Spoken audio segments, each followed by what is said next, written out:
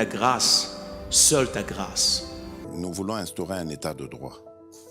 Et dans un état de droit, il y a une justice indépendante. Ce n'est pas à l'individu Félix Tshisekedi de commencer à faire justice.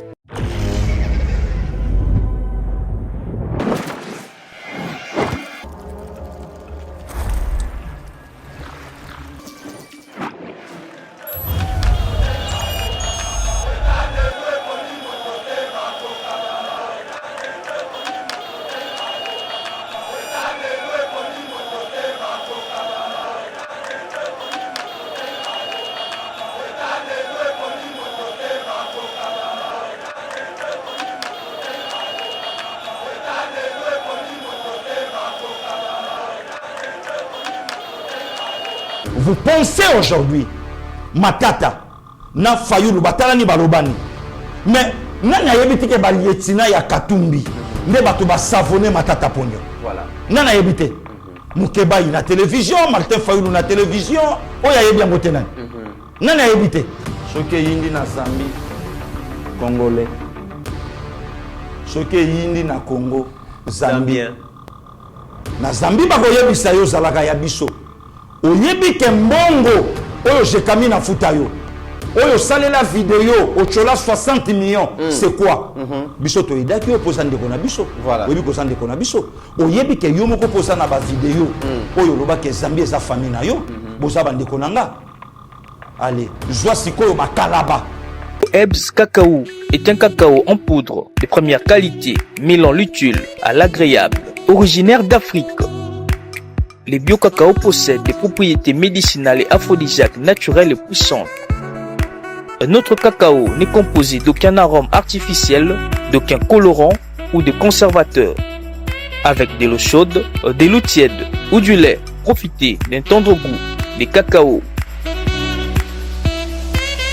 Avec BioEbs Cacao, vous êtes assuré de retrouver une capacité physique optimale. Un complément alimentaire conçu pour les hommes augmente la libido pour une santé sexuelle positive. 30 minutes après l'usage, vous avez des résultats positifs.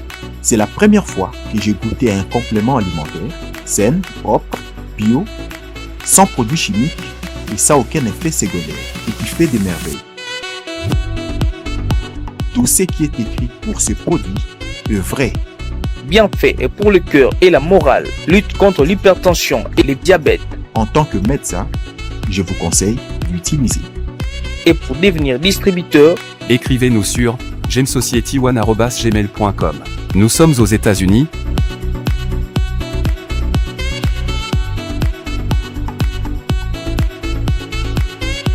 En France.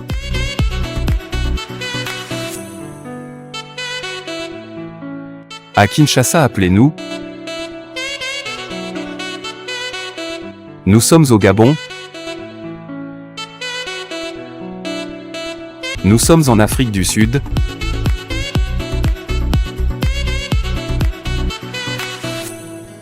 Bienvenue sur Eba TV, mesdames et messieurs. Très heureux de vous retrouver dans le cadre de notre émission Éveil patriotique. C'est lui qui a l'information, a le pouvoir et nous avons ce devoir de venir vous donner tout ce qu'il y a comme information où Ezali Bongo qui domine scène politique, il y a République démocratique du Congo et merci de nous avoir choisi pour vous informer.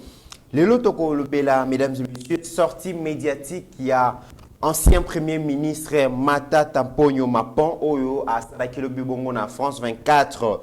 Matata Ponyo pense que les systèmes politiques, les régimes actuels, ils allaient utiliser justice pour écarter Bongo certains candidats, mais aussi certaines lois pour écarter certains d'autres candidats. Tokubokoyo Kayango, Alobela Kiyango, Lobby na France 24. Tokopetape Lisolo et à retard Oyo, ils allaient orchestrer bon on a payé à agents et fonctionnaires et à l'État. Déjà le ministre l'Argentin national Nicolas Kazadi a pessi raison le président Félix dérange le plan de l'Occident et il faut les distraire et les déranger son quinquennat pour que à soir bon pouvoir n'a été d'où la recrudescence il y a M23 soutenu par le Rwanda mesdames et messieurs Tokobe Tamasolo Nango avec Pasteur Gili Lelo. Merci na réalisation. Vous allez bongo chapeauter Lelo na Mokoko. Donc, Rabbi Mokoko Azali Wana, Azali bongo assisté na Meshak Ochudi. Je salue la présence, il y a DG. Shadrach Lolo qui est déjà là dans le studio, mais aussi je vois mon ami et mon frère Héritier Ngashi, donc communicateur et à partir FDC, Oyo, bientôt beaucoup l'andaye. Pasteur Guili, bonjour et bienvenue. Bonjour des comités, bonjour, on a plus de 150 000 abonnés, Oyo et Basolanda Bisso de partout, que du bonheur, Nzambé a continué ko battre la bango nyonso na ba conseil na bango na ba remarque na bango na oyo nyonso balobaka na biso de comité ozoka pe ba blâme et pas ba bonné na biso boyete fallait boyer place où fallait bozongela ngo place où fallait bo expliquer ngo quelque part ça la biso bien ba o pe ba finga la biso et ça la pe biso bien place où en tout cas yo za mama yelete effectivement pas na na ma yelete donc il sali que to bongi sango lisusu pour et permettre ba oyo pe balobaka na biso na bosembo na kimia nyonso bakulutu Jean-Luc Chimbalange sika bazali nzamba batela bango ba pasteur Urbain Konga kola batela bango. On est toujours ensemble. 26 avril et anniversaire à mon vieux Félix Udey Kabeya, grand frère propre, mon vieux au centre de la famille Kabeya depuis plus 44. Nzambe à batela mon vieux à moi Félix Dey Yaya Outinda qui me photo na monité malheureusement. Que du bonheur grand frère propre Félix Dey Kabeya wana isika ya doit vendre suki ya moto etelemi ya nanga sanga mbongo suki ya moto etelemi floflo na parle même pas ya José Kabeya ya Nicole donc heureux anniversaire dans notre ndeko notre yaya on est toujours ensemble. Demain 27 avril le jour de mon frère Popol Mola depuis Kin mon ami d'enfance yewana bozo monaye Popol Mola heureux anniversaire Nzambe abatela yo bola mo Nzambe de comics wana ma bato bayebinga na tongo donc baninga bato balanda pièce wana te dernier de numéro 7 au saganate anda obeta ballon kitoko mais vie et même le na mikili responsable père de famille donc Popol Mola Nzambe abatela esika azali kuna le 22 ezalaki anniversaire ya mama Achalewa Kapesa, il y a papa Cyril Kapesa depuis Dallas, mais anniversaire les cas qui ne commettent n'est tout le monde a battu mususu dans restaurant ambiance mais maman préférée à qui ne koliana ba 2 minutes ba sans abri ba clochard ba nani ba américain ba to ba zangi ba place à kolala ba photo ya mona H d'Arzole Kissa moi c'est pasteur moi c'est Mosali Nzambe maman Achalewa Nzamba pambola Nzamba batela na eloko sali en tout cas bola mo Nzambe et kanisa pe ba kitani na yo donc banda Kissa o photo ça tala une congolaise na États-Unis mais tala motema na ya malamu vraiment merci mon pasteur mon frère papa Cyril Nzamba batela couple na yo abatela mosungi na yo abatela pe bakitani na yo on est toujours ensemble avec Yeba TV bande konyo so bazan États-Unis précisément na Dallas Nzambe abatela bino tous ensemble. Pasteur Guili, merci beaucoup tous ensemble naebi ki batu belé ba se plaindre makasi na ma dernière émission ezana biloko belé to senga ki le kakité vraiment bolimbisi vraiment batuloko la ba procureur Dieudonné Kanyama Pasteur Guili sozu problème na ye na ebité au kati sa braza na moi na butu to ndenge nini de commis faut bakisaka puisque bango bala toujours ma passe alors tant on parler pour na papa Dieudonné Kanyama kobosa naka excellence Gisèle Ndayate pour batona sozu na bango problème de commis na kimi na ke braza pour na bika mutali bosa ko informer za Glody Glody Kanyama pour en Afrique du Sud c'est chaque jour à la Ndaye na lobby ça c'est la famille donc Glody tanga otala information so quoi c'est que tant maman Monique balobeli ka vie balobeli était problème voilà donc salutations à couple il y a papa Kanyama, papa Dieudonné et maman Gisèle. Vraiment, Nzambe abatté la bango, on est toujours ensemble. On est toujours ensemble. Pasteur Guili Matata Mpogno, ancien premier ministre de la République démocratique du Congo, candidat déclaré à la prochaine présidentielle. Alega Kilobi dans la chaîne de France 24, j'allais dire. Oui. Mais Makambu Oyo Matata Mpogno a lobby et ont mérité quand même réaction na yo parce que na sortie médiatique na ye Matata Mpogno a lobby que le régime en place et instauré système moko ya ko éliminer ba candidat na prochaines élections présidentielles et bah système on est soit système judiciaire bazali ko utiliser justice pour instrumentaliser justice pour na ko écarter bah challenger il y a président Félix mais bazali peut ko utiliser certaines propositions de loi pour na écarter d'autres candidats loi Tchani Pasteur Guili pour na ya lobby bazo utiliser justice pour na ko écarter Ye Matata procès Bukangalonzo, bazali ko utiliser donc proposition de loi Tchani pour na ko écarter bongo Moïse Katumbi Pasteur Guili le Bénin. Le comité eza mawa pe passi et na babilo ko mususu batu mususu bazoloba. Na kende nango na première volet ka ndenge ye moko abandi. Alobi abandi nanu na ko éliminer ba candidat mususu. Oui. Na ebité tisikoyo ba éliminer candidat nani non abandi na justice alobi non régime oyo instrumentaliser justice pour écarter certains candidats nde commit na lobby matata uta kona kritilelo matata la kabiso alobi na yembangu na répondre na justice oyo batu ba asima nango depuis matata ya tilelo matata nanu a répondre ça c'est un deuxième élément quelle justice oyo lelo déjà basi ba ou soit batindiki ou soit bazo salela yango ou déjà essaie longoli candidat moko associé na ye lelo azwa ki problème na pouvoir passer ou esali ke abimi sous malade mais régime ou matata azo critiquer lelo et ordonner ba pesa associé na ye passeport lelo associé na ya zongi azape ganga film lelo deuxième élément lelo de comité tant matata azoloba bato bakendaka ko enquêter ou soit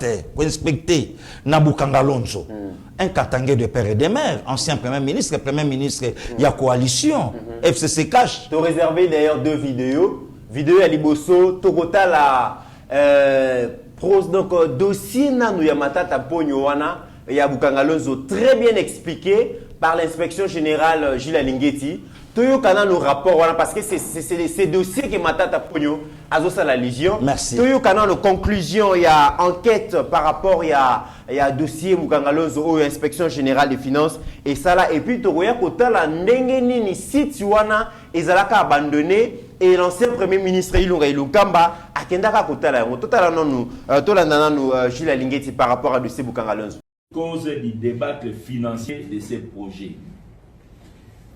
Les résultats obtenus par l'inspection générale des finances peuvent être résumés de la manière suivante. Montant décaissé par les trésors publics, 285 millions de dollars. Situation actuelle du projet, 80 millions de dollars, dont 40 millions pour la station électrique. Montant perdu par l'État, 205 millions de dollars. Cause de ce débat, l'inspection générale des finances constate que l'échec de ce projet était déjà planifié dans sa conception. Deuxième élément, les marchés avec les partenaires non expérimentés et qui n'évoluent même pas dans le secteur agricole et ce marché a été passé de gré à gré. Troisième élément à la base du débat, une surfacturation en moyenne de 1 à 10 pour l'acquisition des équipements et des intrants agricoles. Quatrième cause du débat, 80% des paiements surfacturés ont été logés dans un compte se trouvant en Afrique du Sud où les complices se retrouvaient régulièrement pour se partager les butins. Cinquième élément, surfacturation présumée des travaux de soutirage de l'électricité sur la ligne Inga à 40 millions de dollars avec un trop paiement de 2 millions de dollars. Sixième élément, sur les 285 millions de dollars décaissés par les trésors, 80 millions de dollars seulement ont réellement servi au parc agricole. Pasteur Guili Toti Kolanda, conclusion et rapport, il y a dossier Bukanga Lonzo, mais c'est révoltant, c'est énervant, c'est choquant, et par moments, les mots manquent pour nous qualifier Likambu Oyo et Belé Ambongo Oyo et Kenda na projet Wana Kakaboy. 285 millions. 205 millions et bunga. Si ko bateau balaki ba bénéficiaire il y a projet Bukanga Lonzo. Oyo matata a piétina puisque c'est lui qui était le premier ministre Nathan wana. Lelo matata Bukanga Lonzo monanate bateau wana ba bénéficiaire na projet wana te mais matata lingi par force par nko a dirigé siko bango na makasi. Le comité et banini ba carte pilar et yaka pona ko bimisa ba biloko ebele na ancien premier ministre Ilunga Ilunkamba akamwe ayoki passe oyo lelo Christian Mwando alobi nesika kufela eloko yo a empaqueté ba katangé selon ye mais un katangé de père et de mère a regretté tanga moni makambo yo donc ba moteur et kenda na ba bateau na ba hors-bord était quand même mbongo ebima et somba ba biloko wana mbongo ya l'état ne commit na tiki na parenthèse wana fongo la parenthèse mon ko au la biso vidéo il y a président à 18 ans Akena Kasai a bêti solo. En fait, vrai problème où il y a Kendela Kasai, il y a la candidat numéro 3. Donc le reste, il y a la qualité. Et la qualité de commit. Il y a un moment de temps à Bandi que Makamba Barrage à Katende, à Bandi Makamba Miba. Donc, à Oumela na ye nangote. Avant d'awanate, pour yebi que etalingaïté Makambo Nabino. Mais, Bino moko boyebi que je suis candidat numéro 3. De commit et souka wanate. Mbongo ya barrage à Katende ebima. Matériel et son mama. Mais écoutant en place te pour na bénéficiaire. Oyo ya Kasai nabiso ba congolais en général.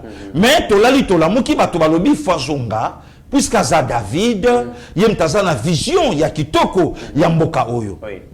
Nakangi parenthèse pour mon bateau yo ba géra kibiso. Et puis bateau ba comprendre que biftec et donc et kimi bango na monoko. Il faut tout ça là par tous les moyens et zonga. Le long matata lobi régime yo et utiliser quoi justice pour émater ba challenger il y a président Félix Ndeko Mitterrand. Est-ce que les lo bateau nyonso balaki na Lubumbashi parmi bango na zana poa na bateau yo bazalaka na Genève les lo bateau wana nyonso balai na Lubumbashi parmi bango Ndeko Mitterrand parmi bango nani azana poa nani ana poa il y a Vital Kamerhe il y a Genève. Il y a Jean-Pierre Bemba, il y a Genève, Nana Anapoa, personne de comité. Mais pas un poids, Pasteur Guili. De comité. Fayulu n'attend Fayulu a eu poids après l'élection. De comité. Genève va y avoir raté d'ailleurs. De comité. Atumbi quand même, Pasteur Guili. Il était puissant. De comité, tout solo là. Nasimba non matata, na vola liboso o ya lobby. Voilà. Matata parlait na justice. Mais bateau ba vandi na ye na Lubumbashi. Moko ya donc qui nani Fayulu oui. Mais Fayulu la claire au Lobango. Ton mamba 100 jours et bandi. Mais Fayulu la loba abili kambwa Bukanga Lonzo wana. Nazo sing kutu Fayulu a sengela ye justice. Fayulu a sengela ye justice de comité ranaya. Pasteur Guili. Oh. Fayulu a senga justice tendengenini parce que série wana Fayulu bo moto et l'attaquer nanu. Mais total nanu Pasteur Guili, c'est Fayulu a sengela ki justice. Oui.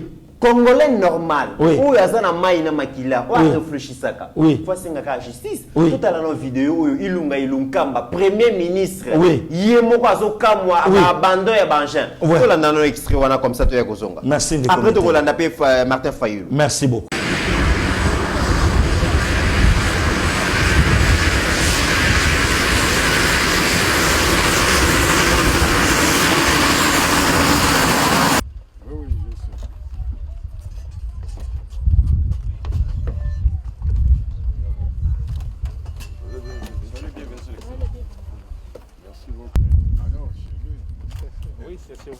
Merci beaucoup. Merci beaucoup. Oh là là, merci. Vous avez dit ça aussi, madame. Ah, merci. Je vois, c'est tout le gouvernement. L'avion, parmi les derniers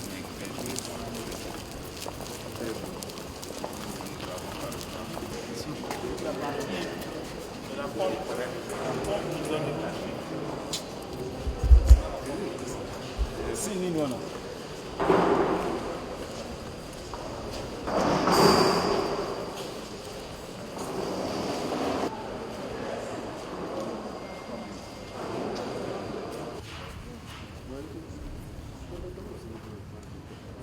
comme ça, il y en a petit. Sauf notre amour.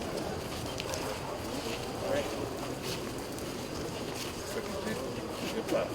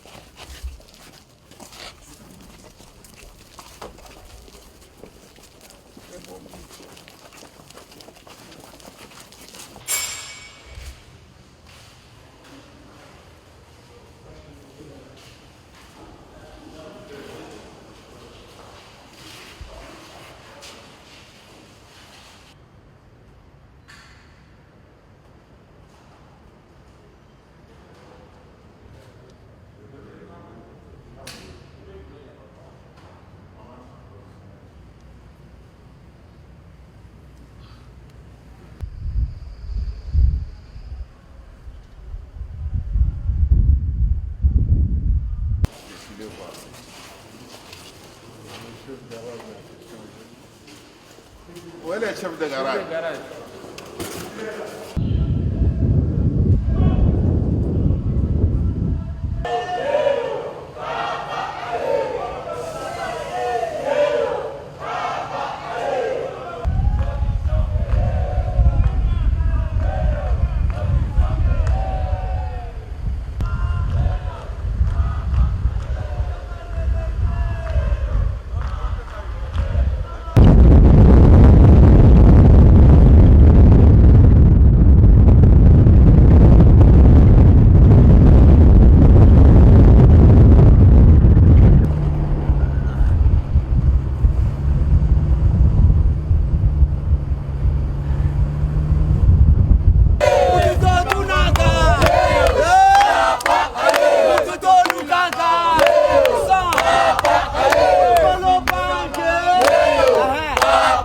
Pasteur Gili Kolanda déjà descente ya Ilunga Ilunkamba amoni banjan des millions de dollars dépensés pour na kosomba biloko wana mais kota la ba abandona yango boy d'ailleurs ba moteur mususu ya ba engin mususu place kenda et banité. C'était tout à fait normal et réaction ba congolais nyonso Pasteur Gili et sengela kezala lokola réaction à Martin Fayulu tolanda yango. Merci.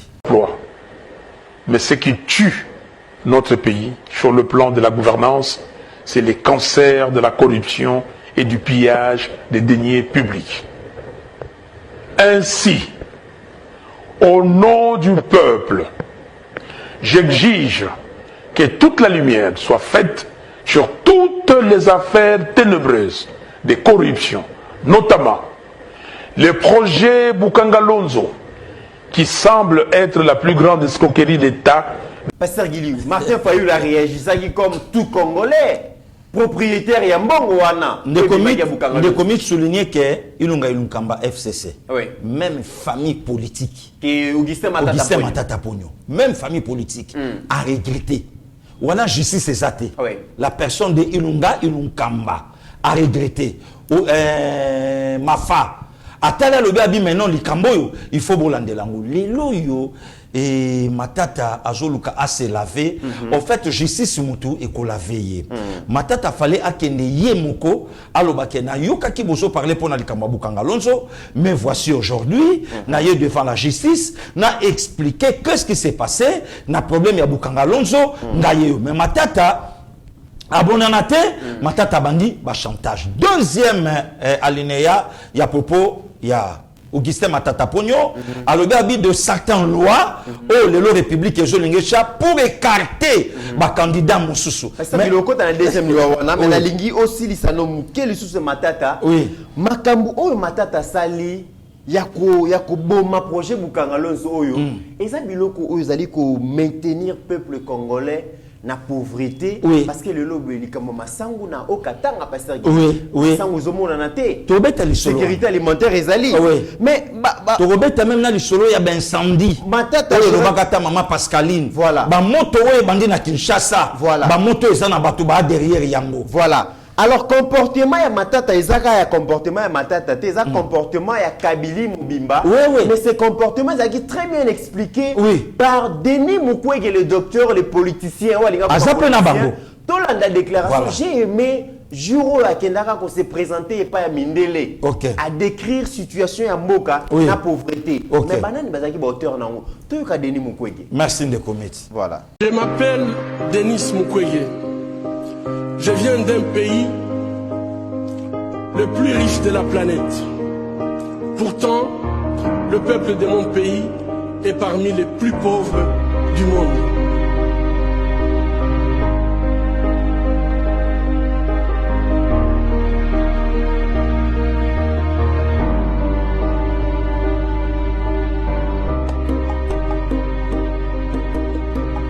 La réalité troublante est que l'abondance de nos ressources naturelles, or, coltan, cobalt et d'autres minéraux stratégiques, alimente la guerre, source de la violence extrême et de la pauvreté abjecte en République démocratique du Congo.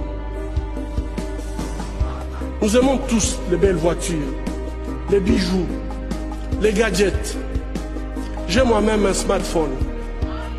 Ces objets contiennent des minéraux qu'on trouve chez nous, souvent extraits dans des conditions inhumaines par des enfants jeunes qui sont victimes d'intimidation et de violences sexuelles.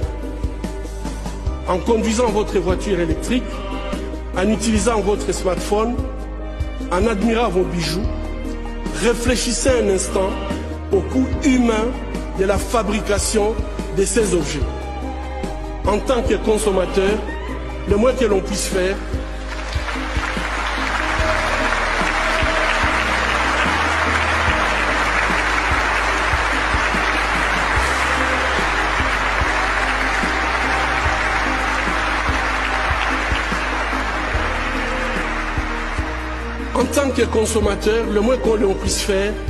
est d'insister que ces produits soient fabriqués dans le respect de la dignité humaine. Fermer les yeux devant les drames, c'est être complice. Un jour comme les autres, l'hôpital a reçu un appel. Au bout du fil, un collègue en larmes implorait: s'il vous plaît, envoyez-nous rapidement une ambulance. S'il vous plaît, dépêchez-vous. Ainsi, nous avons envoyé une ambulance, comme nous le faisons habituellement. 2 heures plus tard, l'ambulance est revenue. À l'intérieur, une petite fille de juste 18 mois. Elle saignait abondamment et a été immédiatement amenée en salle d'opération. Quand je suis arrivé, les infirmières, toutes en larmes, la vessie d'une nourrisson, son appareil génital, son rectum étaient gravement endommagés par la pénétration d'un adulte. Nous prions en silence. Mon Dieu, dites-nous que ce que nous voyons n'est pas vrai. Dites-nous que c'est un mauvais rêve. Dites-nous qu'au réveil, tout ira bien. Mais ce n'était pas un mauvais rêve. C'était la réalité. C'est devenu notre nouvelle réalité en République démocratique du Congo. Pasteur Guillemé, Makamoudeni Mukwege lobby. Mais bah auteur, il y a souffrance, il y a peuple, il y a passe, il y a peuple. Ce n'est que le Matata et compagnie, Pasteur Guili. Mais c'est ça, les comités naya. Abimbo kananga izana pasi, il faut bosungango, patati patata, boina boina boina boina boy. Les comités, est-ce que yebaka pourquoi pouvoir à 18 ans et comme ça a denu Mukwege? Puisque c'est comme si bango ba yeba que denu Mukwege a prix Nobel il y a COP. Oh, Pasteur Guili. Prix Nobel il y a pété mais il y a COP. Jacob. Yango batikara jamais ko yambaye ko honorer. Voilà. Et le côté pourquoi puisque des comités là ya bango baye baye ke bazo fabriquer mutu moko lobby par rapport na ye nde mutu akoya ko succéder biso. Na ju la personne de Denis Mukwege. Tango l'axi vidéo ake ko lele pas bateau. Mais Denis Mukwege aza ami ya bateau lelo yo bateau boli este. Denis Mukwege aza ami. Il y a bateau bazaba ami propre. Il y a Paul Kagame. L'ami de mon ami, c'est mon ami. Donc c'est ça le comité rang. Le lot de nous Mukwege Orokuta photo. Naba George Soros, naba Hillary Clinton, naba Hollande, Orokuta naba Tuana Nyonso. Alors le lot ce temps que ko lele pa na bango. Ye kop na yezalaki, soki na leli batu ba yende commit. Na koti na ba source na ba sesekande na kendaka na zonga ka ba mouvement musu na sala yo moka mutu nango yebaka balobi ni balobi hôpital wana ya panzi de comité rang eza na deux chambres. Première chambre de comité eza na ba malade normal ba maman o ya zobela né normal donc on fait pas de femmes violées mais deuxième chambre eza na ba femmes violées siko soki ba paya bakoya soki délégation moko koya ba vida ka première chambre ya ba femme non violée mais ba malade normal ba tondisi bango awa oh kaka likali masola kopa ondenge za na mboko yo Pasteur Guili do ba maman ba ikobela mais ekomi source ya kulukela mbongo et arabongo baye Pasteur Guili oh ndeko mitterrand tout solo là tout solo Denis Mukwege Pasteur Guili a quand même présenté dans opinion comme un monsieur sérieux, un responsable, un monsieur respectable et respectueux. Mais n'a manqué respect donc awa il y a kasiko awa ba vidé et ko vimba sko awa soke vimbi nesika sko ko parler yele la ka awa OK bosko s'occuper awa pe zate donc ba femme violente mikolo bazana bangote il semblerait que bakenda pe ko zo ba mère na village ba mère o basangana ka po ba modiri ngai ba ko recruter bango boya ba paya bazoya moyena quelque chose boya ba paya bazoya au sentiment que ba mère batondi ba mère ba ndi koloba ndeko moko boye alaki na maman na e malade alaki violeté oh akenda ta la mère boye est-ce que mère ala na pas venir mère azate akende ko ta la maman na deuxième chambre kuna est-ce que ba femme violée atuni maman mais ozo sa nini awa oh non balobi na ngana ya po ba paya bazoya moi caméra au moni soki toza mingi te moyen loko pe et kota mingi te afacha et créer un problème moyennant quelque chose. Deuxième élément il paraît qu'il y a 4 hôpitaux wana arbre généalogique il faut zalaka na ligne na ye ekolo na ye mutu na ye oh ne commit Pasteur Guili tout causé présenter biso lokola le messie de la RDC mudakoya ko sunga Congo ne commit ça crédible Pasteur Guili na lobby au monde makambo ya lobby wana c'est par rapport ya cop na yemoko il y a yemoko personnel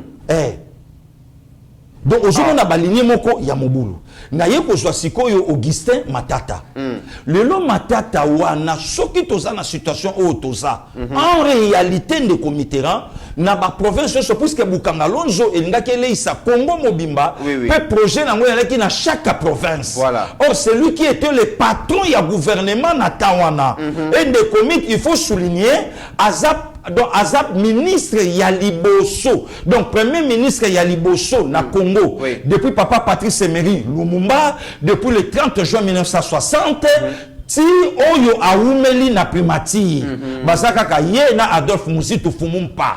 Donc eloko on a peut photo mentionner la Congo batu baye baka pour bako tout na ngopé dans la culture générale, au moni mo na pe atata bani or ye wana Augustin Matata Pognon. Non, Azwaki, le nom dit que Azwaki ta ebele ya kosala la mboka. Azwaki ta. Soka zaki na vision ya malonga nde Congo ebonga. Yango moni Matata Pognon avant à la première ministre université Zalakate. Avant à la première ministre Marbella et Zalakate. Après primature na ye université Tongami, Marbella et Monani, sans compter ba voir mususu o yebanite. Et puis de Mitterrand, il faut expliquer batuke lelo université mon côté na Congo et ça na ba norme il y a université wana donc ngelo banini donc c'est que pouvoir à 18 ans bazalaki na monopole nyonso ya kobongisa Congo que Congo est le kakep lelo puisque ce qui la personne de Matata a sali université oyo na ba norme nango et le qui même campus à Kinshasa. Mais il y a une vision malonga, vision et quand on a perdre primature ton ndengeni. Vision na bango ya malonga eza na privé. Na privé. Vision na bango ya malonga eza na ensemble. Dans les affaires privées. Oui.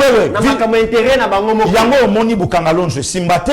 Mais Marbella et Tongama, université Tongama, Okotala Kabila a 18 ans, a échoué, mais Otali Bakashamata, Otali Bakingakati et Simbi, Okotala Batulokwa Bamuzitu, Otali Nayemo Korien, mais Toyoka Bandaku, Abimanango et Belé, Chibala Bruno, Okotala na primature rien, mais avant primature malheureux, après primature lelo, Azana ligné ya bateau lelo bana et loko.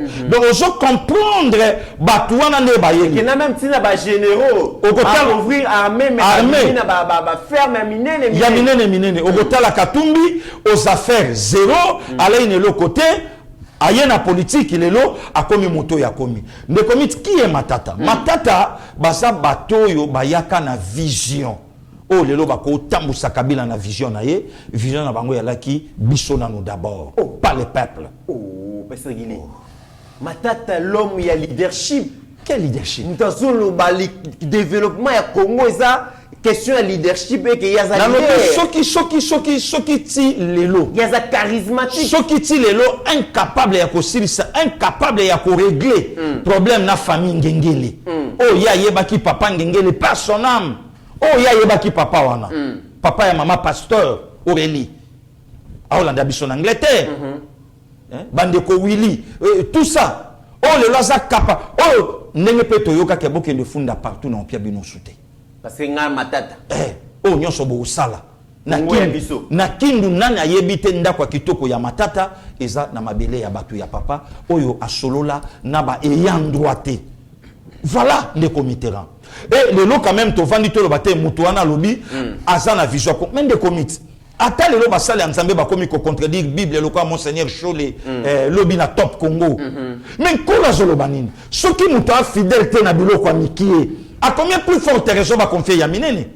Mutu ala ki gouverneur à Katanga a échoué. Mazolinga lelo ba pesa ye république. Mutu ala ki a na primature a échoué. Azolinga lelo ba pesa ne commit. Oyebi le premier coordonnateur ya M23. Oui. Je crois que c'est la Jean-Marie Rouniga ou bien quelque chose comme ça de Batouba Edenga. L'un de ses cousins, l'un de ses frères, Ndenge Petoyoki, Azam Moko ya avocat, Nakati ya la corporation ya avocat ya Matata. Ya Matata. Ndenge Petoyoki. Allez-y comprendre. Mais Matata déjà na sortie médiatique né à lobi na zoyo alandakayo hein. Oui. Abi na zoyo kabatu musu balobi bazui ke naza congolais alors que tata na maman nga ba yebi bango. Te ne commit.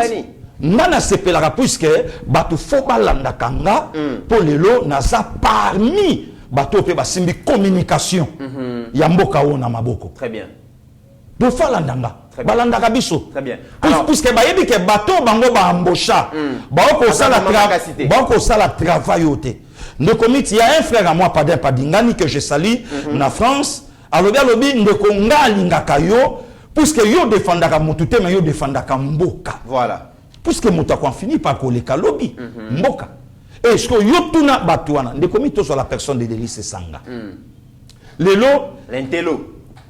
Là on a dit ce qu'on vient pas, c'est un grand frère pour moi, on a lingaka mingi. L'homme sérieux. Na lobby. Intelligence au limite, mais sérieux de non, oh, sérieux na boyi. Na boyi ne commit. Même il est mon grand frère Ayebi. Mayo le limite. Oh. Mais sérieux net. T'es sérieux na boyi. Ne commit. Même ndenga bandi wana. Arosi sana bangote. Oui, bien, bien. Na yebi. Ndenga bandi wana. Déjà kaka likambo. Il y a candidature commun et bomi bango. C'est difficile lo. Basa la communication moko balobana et aussi mbati. Ne commit na ça parmi batutovana yo bandeko ba olanda biso na commentaire ba yebi oyo na lobaka na yo ke Genève ko simbate et ko simbate pourquoi puisque mutu oyo simbaka Genève asalaka Genève c'est Félix Antoine Tshisekedi Tshilombo. OK. Ne komi to zalana yo mon frère. Wana nzoto nikie tala mwa tete to bunda bunda. Wana batu musu lelo ba ocha makele na communication. Baza de l'autre côté ba musu na bandule ba musu na donc ayambaka na ba sala nzambe. Wana papa Chimbalanga abi avec ta chemise blanche. Blanche. La cravate rouge. Jean-Louis. Vous comprenez de commis. Donc, dans ça, parmi Batoyo, Tolobaka que Genève est aussi mbaté. Pourquoi Genève est aussi mbaté? Et ça, na Batumsu na Katuana, Bakokai Kotala na Boyne Longité. Or, le central à Genève, c'était Félix Antoine Tshisekedi Tshilombo. Vous pensez aujourd'hui, Matata, na Fayoulou, Batala ni Balobani. Mais, nana yebiti ke balietina ya Katumbi, ne bato ba savonner Matata Pogno. Voilà. Nana yebite. Moukeba na télévision, Martin Fayoulou na télévision, oya yebi yango tenan. Nana yebite. Très bien. Voilà. Quand on a deuxième volet, il y a Makamou Matata Lobby qui est basé instrumentaliser justice, Djiboyo Kiango. Dans ces studios, je salue la présence, il y a troisième intellectuel, Yakabe Yakamwanga Papi Josso. Babi, les représentants certifiés, confirmés, le communicateur, il y a Aldec, parti cher à Excellence Adel Kainda Maïna. Mettre papier dans ma chaussette à verre. Il y a Migolo, couleur verte, Makambu. Dans mon équipe, qui est ce Morabeta qui a gagné photo, non, mais il y a problème. La lobby là, maman de la sakala na ba communicateur, sikoyo nde. Azui ma pièce rare. Voilà. Un boxeur, un joueur. Donc ayebi ko ajuster tir. Aldec izo yokan, izo lobama. Papi je suis là. Population par moment, il y a un moment nabilo musu pasteur Gili comme droit de l'homme faut retirer mon panzi hein. L'État droit de l'homme, ils attendent au peuple à droit de l'homme. Maréchal Mobutu Lobaka, lorsque vous parlez des droits de l'homme, vous devez savoir de quel droit il s'agit, de quel homme aussi il s'agit. Donc, ça, quand il y a droit de l'homme, le président Fachi Alobakango a dit que ça a besoin de population, il y a peuple, on ne sait pas mettre la rabisso maboko, mais basala exigeant na ba leader na bango. Voilà maintenant exemple. Donc, Babilo Kwabosko Yebisanga. Il fallait mon Konzamboka comme chef du village, Akenda Tongapui, Akenda Salaboye, Asabou. Mais non, il fallait quand même Mbappé ça marchait, n'a représentant. Yambo quand même, voilà maintenant l'exemple. Mais comme il se Babilo Kabo Senga qui n'a biso ba Congolais. Donc, Fandi Botolobi, bon, ok. Le coup la justice, tout le monde a netité. Ouais, la justice est décevoir. Et d'ailleurs, Pasteur Yeli, comme moi, justice, on est au lobby, on a canissé, on est sous. Cour de cassation, Baouti s'est déclaré incompétente à juger Matata Pogno. Ça veut dire que dans la République démocratique du Congo, Matata c'est un citoyen intouchable. Donc c'est que donc c'est que justice Sambo Canabiso ne commit n'a quand même na plaisir tout ça na mettre papier awa. Justice c'est ça comme partout dans le monde. Ce qui est là, Sarkozy ba Osamba. Ce qui est là, Chirac ba Osamba. Donald Trump. Ba Trump. Mais à combien plus forte raison? En simple même donc c'est que Kabila c'est un super homme. Donc ceux qui m'attendent à c'est Kabila to bosana. Donc ba Arma Tungulu ba Kenda Ofele, ba Shebea Ofele, ba Fidel Bazana Ofele. Vous comprenez? Ba Marius Gangale.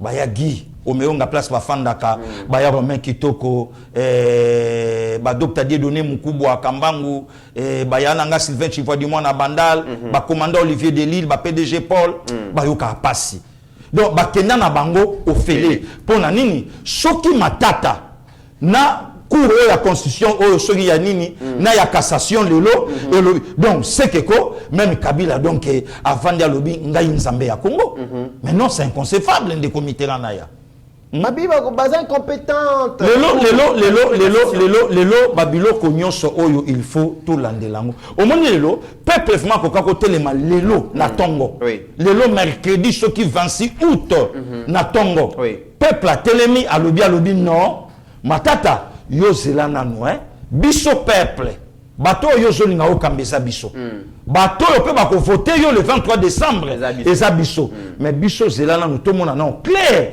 na likambo ya Bukangalonzo zelana mutika wana biso moko ne komit tangu ayeko parler na deuxième volet il a dit sikoyo matata mponyo alobi ye bazo utiliser justice pour na ko écarter mais ndekonaye mususu opposition o babengi Moïse Katumbi bazali ko régime ya président Félix azali ko utiliser proposition à loi Tchani pour na ko écarter na course présidentielle Pasteur Guili. Le comité et le baranango le président Christian Bosembe que je salue o yazolanda biso à la kakio qui bientôt a osana biso na plateau azosala musala kitoko nzamba batela ye place ça. Alors bakelo komoko ata lo bango na kimia mais des fois c'est kaka. Alobi abi Pasteur Guili faut lire. Batu fo batanga. Batu fo batanga ka ba livre batu fo ba yekola. Pourquoi alobaka eloko wana? Moment oyo yambinga na plateau na Norvège eza moko ya ba pays na kata Scandinavie princesse na bango lelo ba norvégien na ba norvégien ba oboya pourquoi aza lié avec un africain or il fallait succéder déjà na trône ba olandanga ba okamwa il fallait avant da déjà na ngwende mais bana ya mboka bandeko na ye balobi okovanda na trône te pour mutu oyo zana ye akoya kozwa mbongo na biso donc na mobeko na biso okoza lié na mupayati na kamwe lobi na yoki balobi monseigneur Cholé batunie likambo ya Deutéronome chapitre 17 verset 15 alobi wana eza ancien testament to parler lelo na nouveau testament oyo Christ alobaki dans les seigneurs il y a ni grec il y a ni juif il y a mais na yebisi ba pasteur Alexis na et si kaza na Liverpool n'a regretté papa Alfred Kabongo boyo kamakambo monseigneur alobi donc ça veut dire que aujourd'hui donc il y a ni Congolais des pères et des mères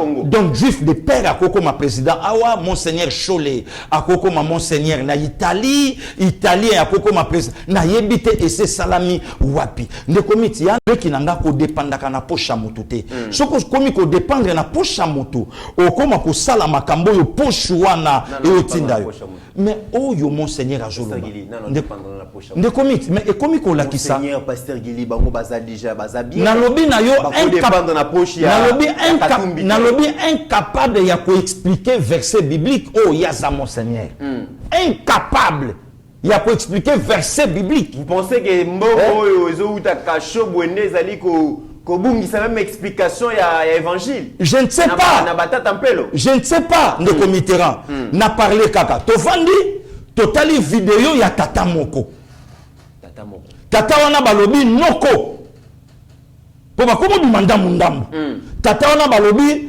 noko ya Moïse Katumbi ba journaliste ba kititi kuna ba kekozwa noko avandi mais tata wana papa Kandu batu baye bien na likasi papa travaille na Jekami a travaillé na Jekami j'ai papa wana afandi na campon pitoleki likasi na yo maître papi Joshua koyeba non le ya kankontwe papa ana fandi côté wana depuis quand papa wana komi mutsanga lelo batu nyonso bayebi papa wana un sujet zambien il semblerait kutu moko ya joueur moko ayebana na mboka na biso abala koko na ye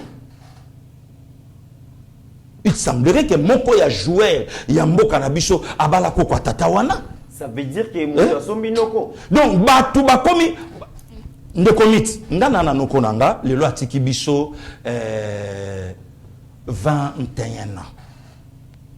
Ndenge tosa no mission boye edingwe moto na ngenge anguluma ya edi mwana matete ya solo azana bomoyi. Ya edi aya epana biso na ingende 133 siège ya ndonda Puma Noir maître Puma zana poto nana kufite.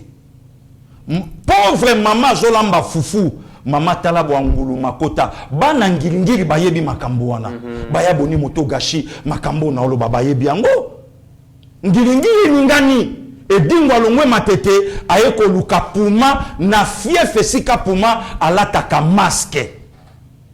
Est-ce que lelonga fona ke luka noko bana ngilingiri kala bayebi ke gili neve ya presa Kasidi esika bakacher nyonso babandaka koya na sa mwana muke na mona bosei premier na vélo après accident na mona botamba Hercule ayeko senga mbonge pana biso ya edingwa azali bakata morso wana balakisa ya edi azana matete aloba ke petu wana koselinga makambo balakisa ya edingwe azamuta osaka na été. Mais à combien plus forte raison lelo de comité ya ngai na kosa noko au contraire bande konyo so likasi to leki likasi so ki 4 fois ngala yo voilà hein bande konyo so bayebi ke tata wana c'est un sujet zambien de comité ya to vandi lelo to ça c'est le pays au monde maître Papier Zolanda biso to ça c'est le pays oyo loi ezobatela même ina bapaya bazo ya wate même ina bana mboka oyo ezobatela bangote mais siko quand même photo salango en Afrique du Sud mutu faut la même chauffeur taxi à Pamba il faut la de père et de mère sud-africaine. Mais pasteur Guilimata Tamponya lobi tangu Moïse Katumba azalaki gouverneur azalaki congolais tangu azalaki na opposition azalaki congolais il est congolais mais tangu il est congolais à s'opposer na président Félix il est congolais il est congolais mais yebisa matata ke c'est pas l'IDPS même pas président Félix et Zabangote yebisa matata ponyo na famille politique na bango ya FCC ne batu babanda kutu makambu wana c'est pas l'IDPS. Non problème matata pasteur Gili azalé congolais ministre de l'agriculture, ministre de la pêche et l'élevage, donc avec la l'élevage, il y a recherche scientifique. Mafa go travailler jamais na président Félix. Mafa le bac Mamabora président Félix Ezali Mbindo. Ya ko ikondima ko travailler na été pasteur Gili. Ne comité bongo bato ya finga kambindo ye wana faina bangote. Donc les lobo donc Katumba ko stikala na ya sala ba faire azu ba responsabilité mususu mais ba poste régalien de ba congolais ba boyi de comité là yebisa matata mutabandi ko lobango professeur lokola ye kokoniangi. OK, c'est pas l'IDPS ni même pas CG Kabouya même pas les communicateurs baza même pas na temps wana le problème est ezaka ke ko batela mboka balobi te boy na bobona akoko manaye même de bon elobi na ngwata frère naye mais Congo comme na posa lelo babiloko oyo maréchal Mobutu atikaka babiloko oyo même pouvoir ya Joseph Kabila document ebimaka 7 mai 2003 même mutufaza la de père et de mère na famille ya matata na famille politique ya Moïse Katumbi ne comité na pesi date 7 mai de comité là ya to vanda pe quand même le loto beta moi li solo puisque bato ba comme mon ngolo ko la moi blague moko boyi to vandi non il faut qu'à mutaloba il faut qu'à mutaloba il faut qu'à mutaloba le comité là na mboka la biso ou bien partout na yebi basie musu na na keite na ba mboka mususu net awe pa na biso tozana maison civile. Maison civile, c'est quoi? Maison civile, c'est qui? Maison civile, c'est ça, arbre généalogie. Oyo ezobate là d'abord le président de la République. Moyen mo konzamboka avanda abimisa mbongo na ye na poche apesa ndeko na ye moko boye ba ye ko chama kelele. Azobela. Non. Yango moni maison civile na biso ezala ki gérer par Monseigneur Gérard Moulumba de ses mémoires. Oh, Batunyon Soba, le frère cadet, il y a Etienne Sekedi. Oh, Bissona Lingala Tolobaka, papa Leki, il y a Mokonzi Amboka. Cela veut dire quoi? Monseigneur Gérard, contrôler Nyonso, il y a famille. Ba santé, ba classe, ba problème, ba biloke bele bele. Pour eti kanzela na Mokonzi Amboka, atalasko boalu wajitunga. Boalu wajitunga. Le banango donc ata ya nanga Josal Kayembe, boalu wajitunga atala siko yango. Et soki kaka wana te. Et keipe na mama Mokonzi Amboka. Oui. Composition nzete wana. Généalogie wana. Yango moni lelo na Ghana. Tozana ambassadrice ya RD Congo na Ghana, Madame Jeannette Nyakeo. Donc, dès que ka oyoki kombo, otali pena elongi, olobia la sœur biologique ya première dame ya mboka na biso. Yango moni na Kenya, tozana ambassadeur John Nyakeo. Batu lelo bayoki, mais batu bayebite ke papa wana a travaillé un peu déjà na bagarre civile. Batu bayebi te ke papa aleka pe na kampa. Batu bayebi pe ke papa wana azala parmi bato bazala na Yaoundé pour na koyamba Laurent Désiré Kabila le 16 janvier 2001. Batu pe bayebi te ke ambassadeur John Yakeru le loi comment na sérieux problème ya ko fêter même anniversaire na ye puisque bota m'appelle le 16 janvier.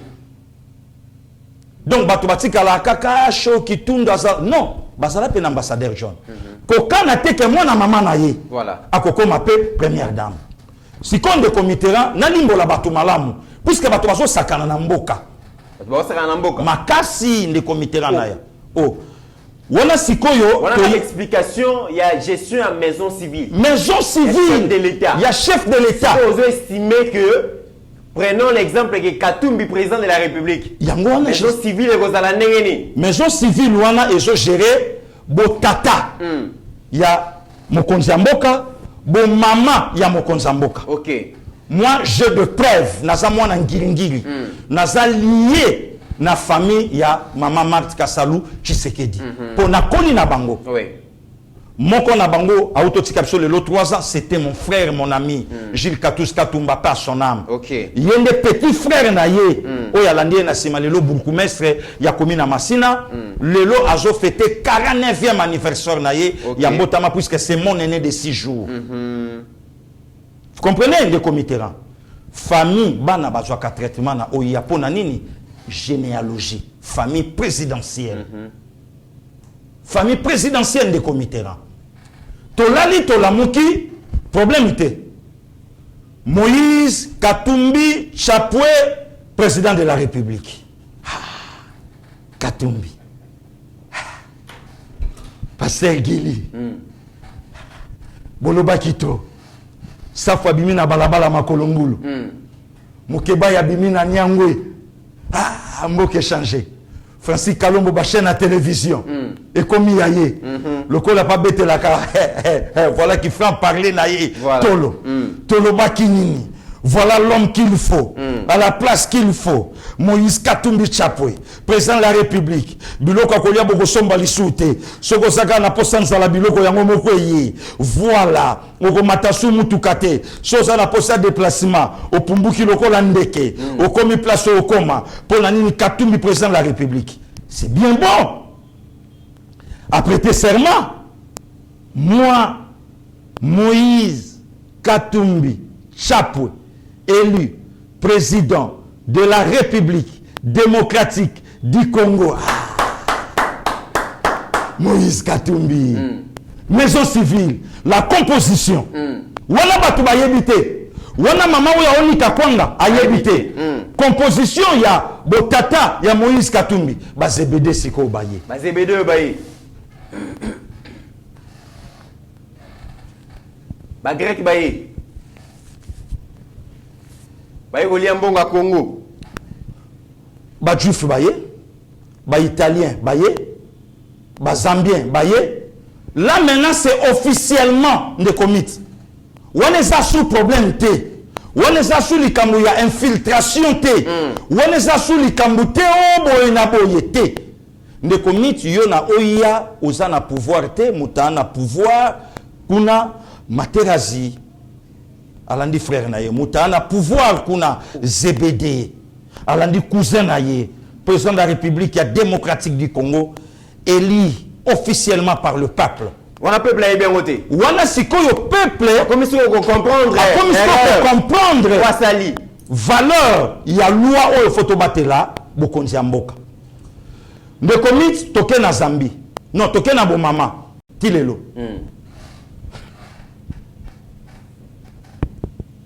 Olingo loben. Soke yindi na Zambie Congolais. Soke yindi na Congo Zambien. Na Zambie bakoyebisa yo zalaka ya biso. Oyebi ke mbongo oyo jekami na futa yo. Oyo salela vidéo ochola 60 millions. C'est quoi? Biso to idaki yo posa ndeko na biso. Voilà. Oyebi ko ndeko na biso. Oyebi ke yo moko posa na ba vidéo. Oyo loba ke Zambie za famille na yo. Boza ba ndeko nanga. Allez, joie sikoyo bakalaba. Bakalaba bayo composé bayo kota na maison civile. Bayo composé sikoyo bo mama. Ndeko miti tala bo nyama ndenge komi na Congo. Bakalaba baye, bashilungu baye, basunzu baye. Wana ndeko miti maître papi na oyebisa yo boko zo ba dossier pour modèle ngai na kokangama. Egoye banana formete. Parole pasteur Gili oloba ki trop. Basunzu baye, basinkala baye. Mais bando tanga nazo kata place ba congolais ba côté na maison civile tem pasteur. Kasi po yeba sikoyo avantage ya loi oyo. Bando zolo ba congolais. De komito suki wana te.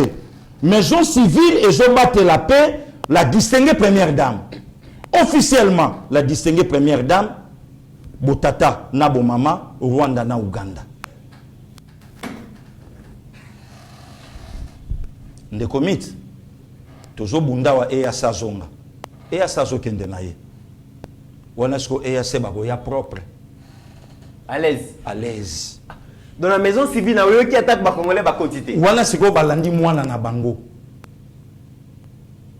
Ba neva Museveni ba yao.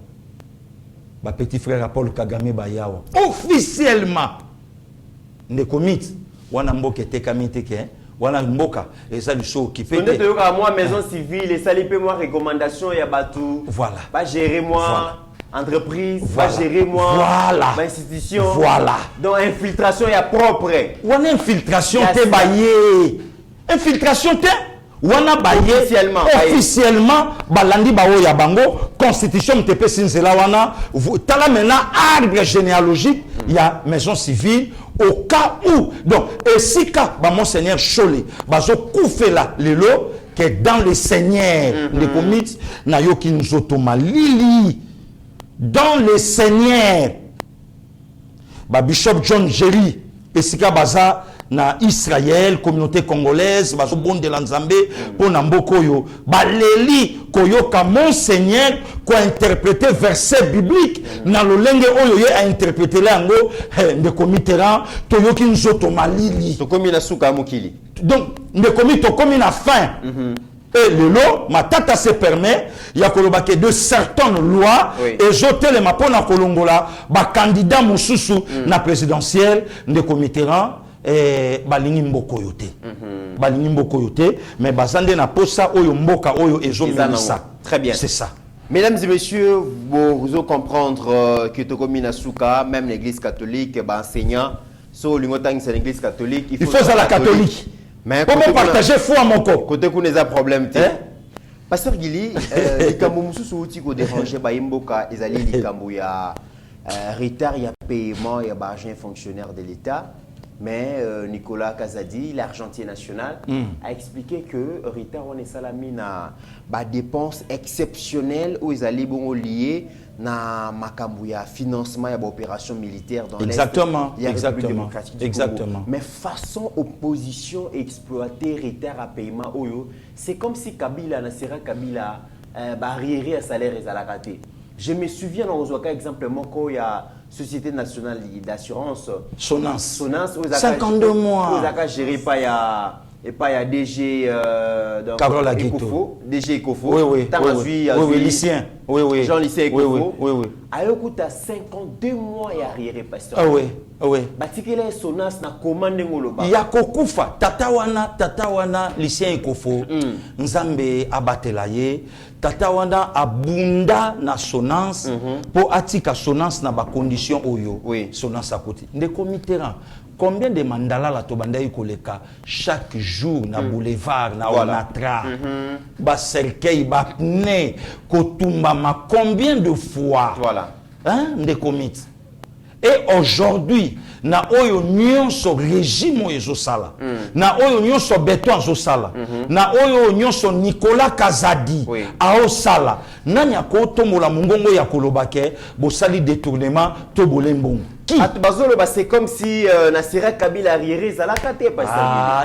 52 mois impayés, c'est grave pasteur. Ne commit na yebisaka yo ezaka motema mabe eza haine oyo vandi na kati ya mitema batu oyo souci na bango ezaka ke non a échoué non asimba te non ezala beauté te tata wana Nicolas Kazadi azo travailler. Est-ce que le loba to ba situation ya ba makambo nyonso et comme libiso na monde entier de commit le longa na ko yebisa yo le lo quand même Congo démocratique est un pays oyo vit quand même vandi moi malonga que le quand même ba situation sur les poto. Les gens souffrent. J'ai un ami à moi Serge Kabamba. J'ai un ami à moi Serge Kabamba en Angleterre na Newcastle que j'ai sali. Habilité na osonga nanga l'année prochaine en mboka nanga na kosa misa nanga awa rien ibele est-ce que bato balobela kango de Mitterrand situation nini oyo lelo fachi a hérité na mboka oyo est-ce que lelo pouvoir à 18 ans bakoye bisabiso domaine moko batika bien na lobi bien moko ni balete domaine moko batika bien bongo lelo fachi aye et que domaine ngwe baby. C'est que Maman Del Kaïnda au sala lelo n'a pas ministère public depuis portefeuille ça la portefeuille maman on a coûté même bâtiment ya pamba ya ministère à portefeuille c'est sale na lobby mawatro ba vitre ya kopanzana ministère ya portefeuille poubelle salangomba na sima kolobate troso ya makadam esika ba ministre bazoya azobima aokota ya kobukana mais rien que bâtiment ya pamba pour mona comment la charité commence ko kendeka pa na yemo kota lelo bâtiment et sans compter lelo ba ministère public o lelo exagéré parier na kutu pasteur Guili ministère à portefeuille koza ministre à portefeuille zala qui vraiment ba DG bazaba na misala na yo ba enveloppe à tout moment au monde a intégrité à excellence Adel Kaïnda Maïna. Est-ce que vous avez courage de corrompre?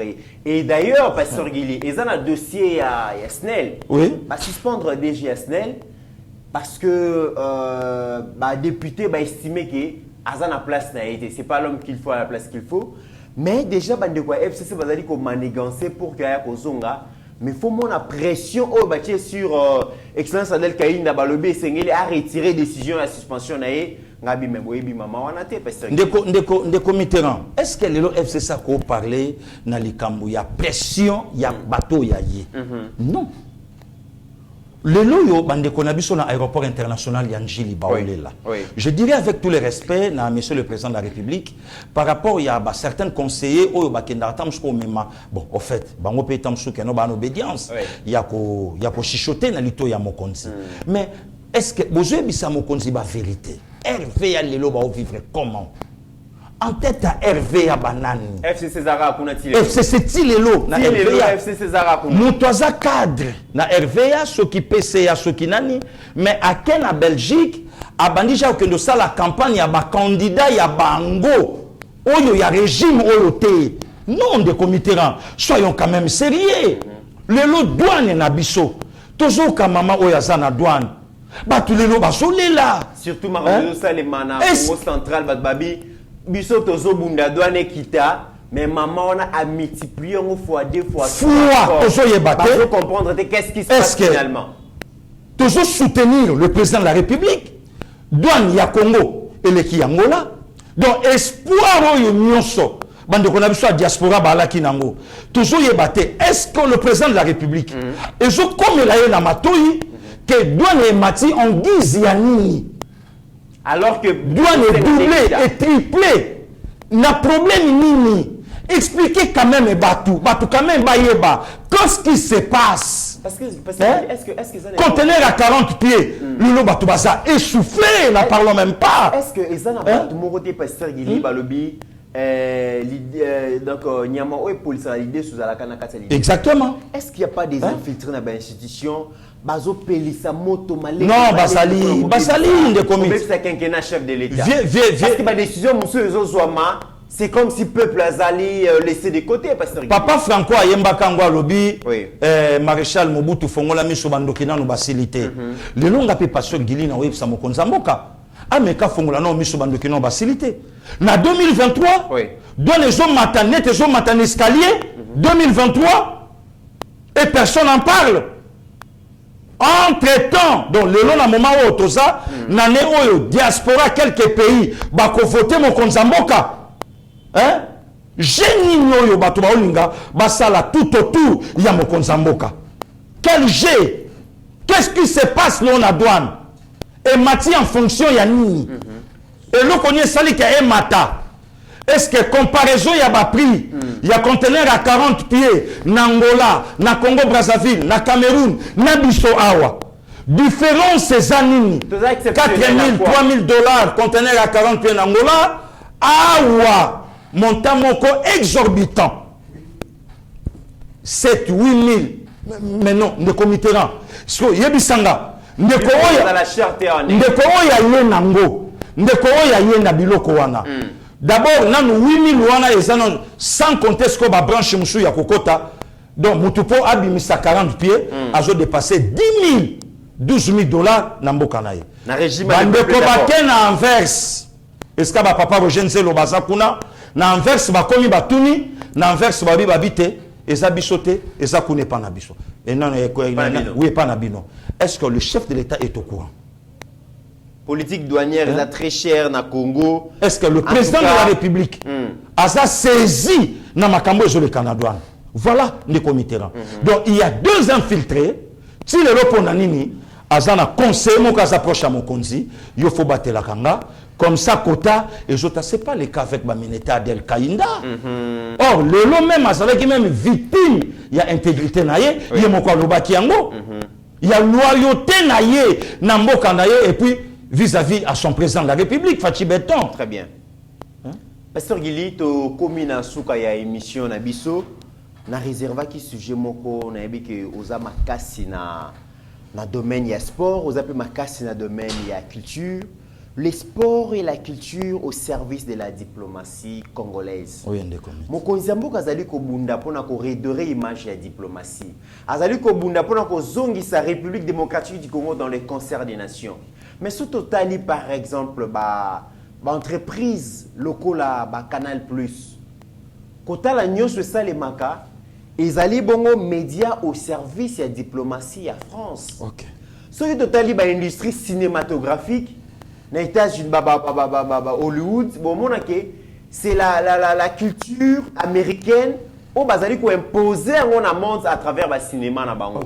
Nollywood, le film nigérien, on a quand même que Nigeria a répandre culture à travers l'Afrique, à travers le monde. Na makambo ba film bazali ko sala. To kota la pe ba sport ba pays mususu et comme ko kota mbongo ebele na ba budget na bango po sport et télémi. Mais pasteur Guili, exemple cas Brésil des comités. Brésil aujourd'hui foot ezali komoko Brésil so yebani ezabale. Oui. Mais pasteur Guili na mboka na biso République démocratique du Congo oyo ezali pays ba sportif, pardon, j'allais dire, mboka ba sportif, mais aussi ezali mboka ya mboka ya culture. Tout ça na diversité culturelle.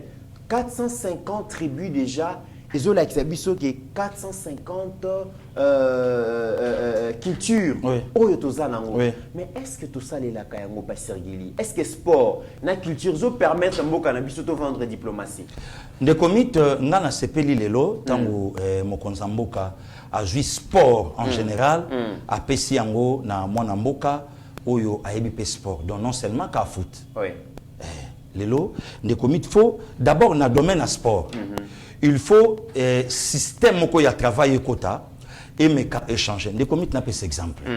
To vandaka awa après ba vie Belchika, pe à son âme, ba boxer, tout ça ba moka dimanda ba bimaki me ba bimi tendenge, ba junior makabu ba bimi lelo. Ndenge banani ba Martin Bakole. Martin Bakole. Lelo zomona bakolo obundana mundela betier makofi mundela koi.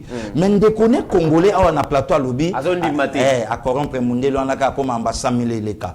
Tala degré ya haine. De commis lelo na domaine ya bale to zongi sima. Au contraire toza grande nation ya football ya mboka na biso. Ya mboka na biso. De commis lelo na ba mboka mosusu soki Shabani nonda komi batuba olenga.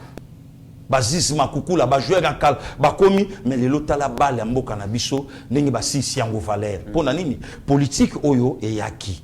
Alors cette fois-ci avec le vieux François Kabulo biso nyonso tozo soutenir ye ba championnat o ya parc ezalaka na ampleur ezonga. Ba discipline o mususu ba judo ba biloke belé ezongisa ba valeur nango pour et permettre et matsa quand même sport na biso et tomboma. Domaine la culture de comiteran. Côté on a kutu koloba même pas. Na komisi nzambe banda ndeko na biso Guy Gola Kundami internet evandi kimia siko. Tozo le événement mususu et ya pour internet la mokapo ndeko mito to moni na internet a Congo na matanga ya ndeko yo.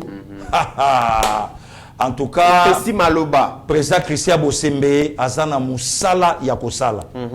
Ndeko mito image kaka moko chaîne kaka moko wana mais bakaboli yango na 4 titres. Et comme une série. Na lobby ko voilà. Émission est comme une 4 séries. Et comme une série. Série à Liboso Leki, Yami Balé, Yami ça. Na lobby na yo malheureusement quand on l'a linga Hollanda biloka bongo. On l'a lingi buzoba. Mais na lobby na yo mais otali même bande. Otala ba vu au lobby mais otali même de konabiso à moi si donc à lamuki pamba du micro à bandita otali pe kuna ya mobali ya lamuki pa otali pe mais en tout cas eloka na ngana féliciter ba Gaulois. Vraiment ndeko na biso gi akundami na kimia ba porter bolingo ke fandaki bolingonde yango wana bolingonde yango wana que du courage na ndeko na biso fere na yebi ke ceux qui a fongolé les biso porte to koluka payer to réconforter to pesa pe makasi puisque ça ya biso lobaka ande makambango ekoma ata soko yotala mutu mais moyo kote zate po ba bureau ba olingate mais ceux qui quand même ba yoki biso ba marka us bazawana balandaka biso ba fongola quand même porte biso peto pesa ba makaso ya biso tolo ya biso atala nzolo ya zokene ndeko miti biso za culture moko ya mboka na biso ba yaya o ya kala kisasa so balandi parti na oloba to alaka na théâtre moko erenyaka ya sao sao Mama moko afandi likolo na mwa eloko sikoyo ba tribu ezobimaka donc dona sama kolona ye ba biloko wana lelo ezala kalisuute donc ba sao sao do balianza mama ba biloko wana ezala kalisuute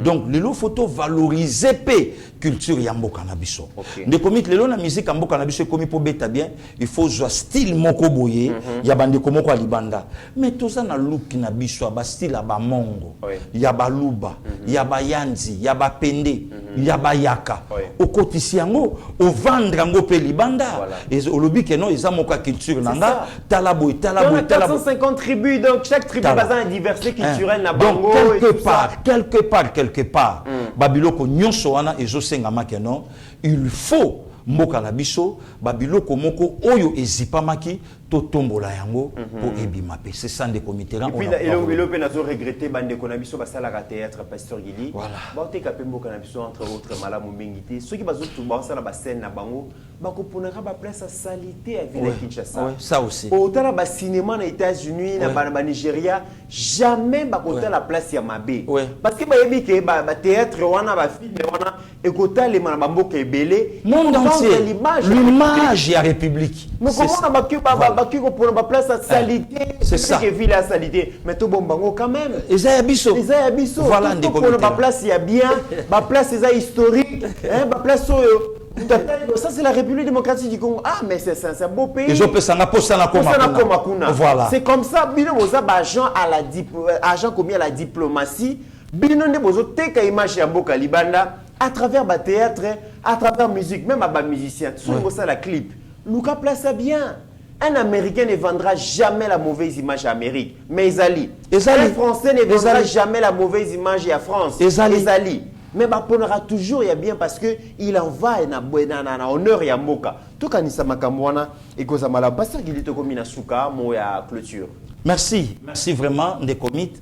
Merci na équipe ya Chata Direct Nabiso. Na moni déjà présence ya Papa Gisema la télévision, a signé déjà retourné et ba grâce Vouda, ba maman Asumta grâce Vouda, Papa Willy et Bondaki. Et donc maman Asumta, ya Papa Jacques Kolabatela, Vungule belle Veloti Mavungu, jolie la maman donc ba Bed Matondo mon ami mon frère, Nzambe a battu la bango quand même na Moussala au Bozo Sala. On est toujours ensemble. Donc, nous continuons à défendre Mbokanabiso et nous continuons à soutenir l'institution président de la République. Pourquoi? Puisque c'est notre frère, c'est notre sang. Voilà. Mesdames et messieurs, tu commune à Soukaya émission Nabiso, tu continuer à compatir na Pascaline Kassongo qui est accident. Vraiment, sinon tu es comme on est déjà à PC la peine, à PC la caca. Donc, ma soeur, on est ensemble. Beaucoup de courage. Naibeke rétablissement et koyable mbaou pour que ozongela musala na yo. Voilà, pasteur Guili, on a bossé avant tout comme dans cette émission et ça vraiment on a battu oyo balanda kabiso bazo considérer Yeba TV vraiment gratifier la présence il y a monsieur Constant Gadou à travers sa fondation oyo bayaki ko remettre biso donc brevet de mérite pour la musala tozo sala d'ailleurs bozomo na ndenge bazali ko remettre brevet wana en tout cas pasteur Guili azaki représenté azaki vraiment grippé à mon anakité menga à représenté qui merci ndeko Constant Gandou na vraiment reconnaissance sur tout les dit à mon abinonyo so bolana kabiso parce que c'est grâce à vous Yeba TV comme il est. N'oublions jamais qu'au-delà de nos divergences d'opinion la RDC reste plus grande que la somme de nos ambitions individuelles. En attendant mesdames et messieurs, portez-vous bien car chaque jour est une vie. Merci. Ta grâce, seule ta grâce. Nous voulons instaurer un état de droit. Et dans un état de droit, il y a une justice indépendante. Ce n'est pas à l'individu Félix Tshisekedi de commencer à faire justice.